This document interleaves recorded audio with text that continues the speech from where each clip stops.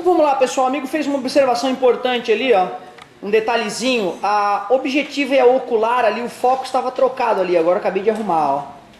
É uma coisa que eu acabei de ter explicado, né? Que é bem simples de entender. A lente objetiva fica próxima do objeto, a lente ocular fica próxima do olho.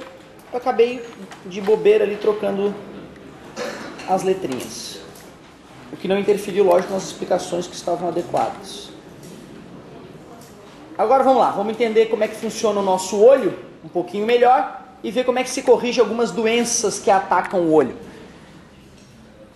Galerinha, aqui quando eu falo de olho humano, a apostila, cara, ela, não sei se ela pegou a figura do livro de biologia e ela falou de vários detalhes do humor aquoso, humor vítreo, que preenche todo esse espaço. Ela vai lá e fala o índice de refração da córnea, do cristalino, do humor vítreo, do humor aquoso, mostrando que enquanto a luz vai penetrando no olho, ela vai sofrendo várias refrações, vários desvios, certo? Então é bem bonita aquela parte ali, mas não vão gastar de repente uma tarde estudando aquilo, ou querendo decorar aquelas informações. Vale muito mais tu gastar uma tarde fazendo os exercícios, certo? Então, de repente, o que eu quero que tu saiba do olho? Tem que saber algumas coisas, pelo menos, né? Saber que isso aqui é o globo ocular, isso é lógico, tem que reconhecer o globo ocular. Tem que saber que essa parte ressaltada em cima do globo ocular, tu pode sentir botando a mão de leve na pálpebra, né? E mexendo o olho, tu sente uma parte ressaltadinha, que é a primeira lente do olho, é a córnea. Córnea. Eu sempre fico assustado de lembrar quando alguém morre, e aí, né, e é doador de órgãos, já vai lá um especialista, corta com bisturi a córnea do morto, bota num líquido especial colírio e vai até o vivente para cortar dele também, colocar do morto em cima do olho do cara e costurar a mão, a córnea no olho do outro cara, e ele sai vendo. Ele praticamente sai vendo, o olho vermelhão, alguns dias tendo cuidados especiais, mas sai enxergando com a córnea do morto. E tu vê, é um transplante idiota de se fazer, né? Comparado com o transplante cardíaco que se faz aí a torta direito em qualquer lugar, né? Isso só vou lembrar que a gente está em 2012, galera, às vezes dá uma esquecida nisso. Córnea, olha lá que beleza, a primeira lente, é uma lente de que tipo, galera? Né? Se ela está imersa no ar e é de bordos finos, ela é convergente, muito bom. Ali também um ponto importante, essa abertura para dentro do olho é a famosa pupila. A pupila, pessoal, é que é responsável pela acomodação do olho. Desculpa, adaptação, eu sempre confundo essas duas partes. Isso aí vale até a pena tu grifar lá na tua apostila, ó. Na hora que o olho, ó, adaptação, é isso aí, acomodação tem a ver com a córnea, tá? Já anota ali do lado da pupila, ó, adaptação. O que é essa história de adaptação? É aquela história que tu acordou e vai pra rua e não consegue enxergar nada, e o olho começa a lacrimejar e tu fica um tempão ainda assim, até que tu consegue abrir o olho normal, né? Se tu logo acordou e vai pra rua, se tu dorme num quarto escuro, geralmente até a pessoa quando é mais nova sente mais isso, ou olhos mais claros. Às vezes, por exemplo, tu saiu do ambiente claro, entrou no teu quarto escuro e também tu fica um tempinho sem conseguir enxergar nada, né? Mas se tu ficar naquela situação durante alguns minutos, daqui a pouco tu vai ver, opa, já estou vendo os objetos. O nome disso é adaptação, a pupila é que faz esse trabalho. Professor, qual é a diferença de uma pessoa que tem olho claro e uma pessoa que tem olho escuro e enxergar assim? Cara, na verdade é o seguinte, ó, tá? Na verdade, a coloração do olho fica aqui, certo? Nessa região. Não influencia em nada? Influencia, cara. Por incrível que pareça, influencia. Mas assim, ó, eu acredito que a influência esteja muito mais relacionada à evolução dessas cores de olhos do que qualquer outra coisa, do que a cor em si.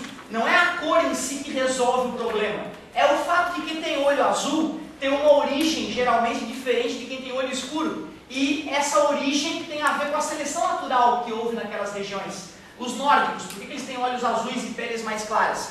A pele mais clara é porque ele realmente, e o olho azul mais sensível é porque ele não precisava se proteger tanto da incidência dos raios solares nas regiões mais próximas, né, do polo, ali depois do, entre os trópicos e o polo, né, que a incidência de raios solares é menos intensa.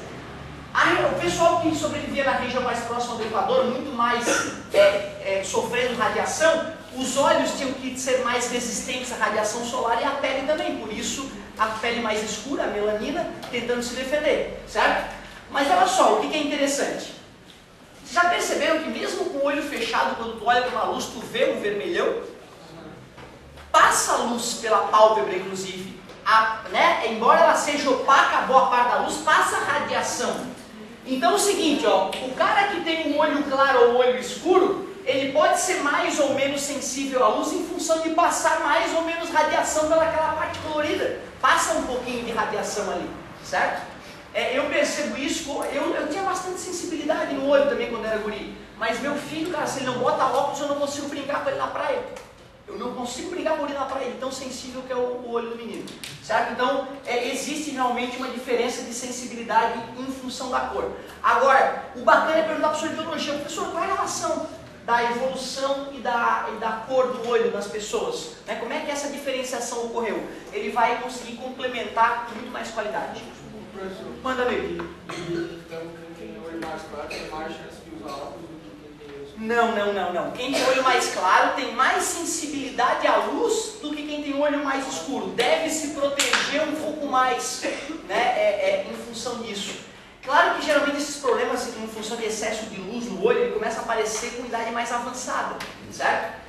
De qualquer maneira, não vai ser um problema na córnea ou no cristalino, provavelmente vai ser um problema na retina, algo mais grave. Né? O Galileu morreu cego de tanto usar a luneta astronômica para olhar o Sol. E aí ele cozinhou a retina dele, destruiu a retina dele e morreu cego. Usou um olho, fez o estudo das manchas solares e tudo. O cara já sabia que tinha mancha solar, que a intensidade do Sol variava de acordo com as manchas solares. Olha que loucura, filho da mãe do Galileu, 1600 e pouco. Queimou um olho e não satisfeito destruiu o outro, continuando o estudo. O bicho era foda, dane-se o olho, eu quero entender essa coisa. E destruiu o outro olho, conseguiu. Galerinha, só continuando aqui, pupila abre e fecha para regular a quantidade de luz que entra no olho, isso é chamado de adaptação. Mas o fenômeno mais bonito que ocorre no olho humano está aqui, ó, nessa lente gelatinosa, natural, flexível, multifocal, o cristalino. Esse cristalino, ele está amarrado ao redor dele todo, ele é relativamente circular, tem músculos segurando esse cristalino, são os músculos ciliares. Ciliares porque eles têm realmente em formato de cílios ali, de fibras musculares. O que essas fibras fazem? Elas podem esticar o cristalino, deixando ele praticamente plano, ou pode encurtar, achatar o cristalino, deixando ele assim, ó, certo? E aí como é que tu faz para enxergar? Olhei lá, moça, lá no fundo, meu cristalino fica assim, ó, quase reto, já vamos entender por quê. Olho para cá para enxergar os colegas de perto, o cristalino se curva, olho para o meio, olho para o fundo, olho bem para perto, e olho para o meio de novo e lá para o infinito eu olho, certo? E o cristalino está toda hora fazendo isso, cara, é inacreditável, é automático, né? Não é uma coisa que tu vai lá e faz pensando, né? Certo? É automático, é inacreditável como o nosso corpo é uma máquina incrivelmente equilibrada nesse aspecto.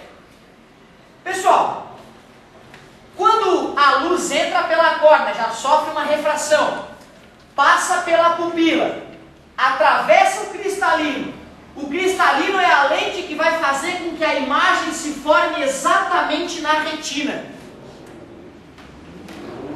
A retina é essa camada especial de células no fundo do olho que é sensível à luz. Quando a luz bater na retina, cada célula daquela, que são os cones e os bastonetes, em outro momento eu posso entrar em mais detalhe ali. Tem cones e bastonetes ali na retina.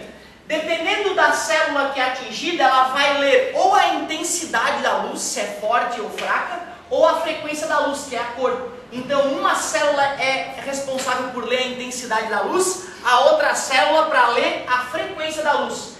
Isso gera impulsos elétricos que caminham pelo nervo óptico até o cérebro, numa parte chamada córtex visual. E lá no córtex visual é que vai se compor isso que tu enxerga, que não necessariamente é a realidade, né? Não a realidade nua e crua. Então o que a gente enxerga é só parte do mundo. Nós não enxergamos todos os tipos de frequência, né? É uma pequena faixa de frequência que nós enxergamos. Tem muito mais coisa atravessando né, o espaço agora que nós não podemos captar. Aliás, né, cada milímetro quadrado da tua pele agora está sendo bombardeado por trilhões e trilhões de neutrinos, que são partículas vindas na grande parte do Sol, né? Elas atravessam o concreto e tudo, atravessam boa parte da crosta terrestre, inclusive os neutrinos. Muito louco isso, né?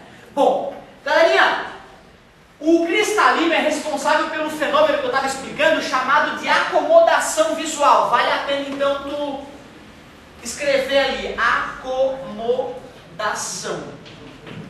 É essa acomodação que te permite enxergar de perto e de longe. Só por questões, né, de curiosidade, ó, essa região maior aqui do olho é preenchida por uma substância transparente chamada humor vítreo. Vítreo porque lembra vidro mesmo ao ser observado. Vítreo. Tem aqui dentro, né, outras camadinhas, como humor aquoso, a esclerótida, que é uma camadinha que cobre o olho, mas né, eu vou dizer que para a física ali não seria tão importante adentrar. Agora isso aqui começa a ficar muito importante, ó. Olho humano hemétrope, pessoal, é o olho humano sadio. O olho humano sadio tem duas características fundamentais que determinam ele como sadio. Não. Primeiro ponto é o ponto remoto. Remoto é algo distante. Quem tem um olho sadio pode olhar lá para uma estrela, para a Lua, para Vênus, de repente, surgindo no entardecer e olha, putz, que bonito esse alaranjado, o que é isso? Mesmo ele estando a quilômetros e quilômetros de distância, tu consegue focalizar o objeto. Tu não dá um zoom, né, mas tu vê com perfeição. Pô, como aquela estrela brilha mais que a outra?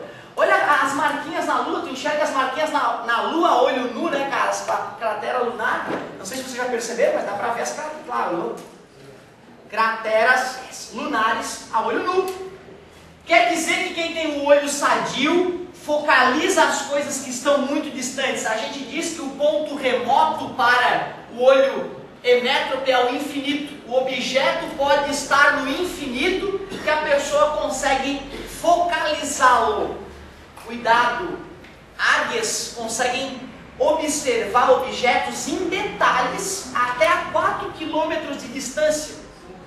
Então é outra história, ela realmente tem um movimento de lentes ali dentro do olho dela que permite esse zoom. Não é o nosso caso, a gente só focaliza o que está no infinito. Ponto próximo. Até onde tu consegue enxergar com tranquilidade, sem forçar a visão quando estás olhando algo próximo? Na tua idade, galera, o cara chega até uns 15 centímetros e está feliz. Mas o que se considera natural para o ser humano é 25 centímetros. Então o médico geralmente faz esse teste. Se até uns 25 centímetros tu enxerga confortavelmente, tu é sadio. Certo? Se tu precisa forçar para enxergar 25 centímetros, tu está com um pouquinho de hipermetropia, certo? Ou presbiopia, como nós veremos na próxima aula, tá? Aí, pô, tem cara que é míope. Pô, o cara que é míope, ele enxerga 10 centímetros e fica bem feliz, certo? Mas já vamos entender por que ele tem essa capacidade de olhar melhor de perto do que as pessoas que não tem problema. Tá? Então, olho hemétrope, isso é que é marcante no olho hemétrope, beleza? Aí, na próxima aulinha, eu vou continuar a Física B, porque Física C eu já encerrei o volume 4, talvez eu use o finalzinho da aula. Muito obrigado pela atenção, continuaremos daqui a pouco.